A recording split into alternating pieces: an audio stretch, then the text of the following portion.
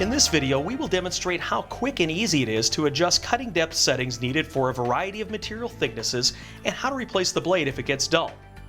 To set the cutting depth, start by creating a label with cutout text or objects. Now, press the Print button and the display will indicate which setting your blade should be set to for proper cut depth for your installed material.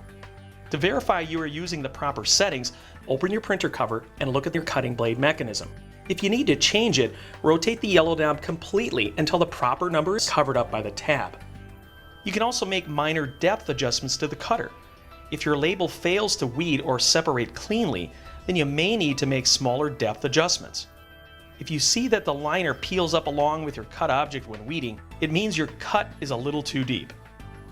If when weeding, your cut object pulls off of the liner along with the unused tape, then your cut depth isn't deep enough. To make these types of fine adjustments, press Print and then press Advanced Cut Settings, which gives you the option to press Adjust Depth. On this screen, you can set the cut depth deeper by going this direction, and more shallow by going this direction. Once you set the desired depth, press OK to save your changes. Press Cancel until you are back at the print screen. Press Print and evaluate your results. Occasionally, your blade may get dull, requiring you to replace it. If your cut objects aren't weeding properly and the depth adjustments have not helped, this may be a sign that your blade is dull.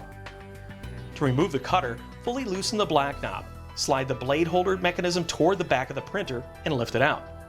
To replace the blade cutter mechanism, find the flat edge on the side of your replacement mechanism. Drop it into place with the flat edge against the sidewall of the carriage. Simply tighten the black knob until you hear it clicking and your new cutter is ready to use.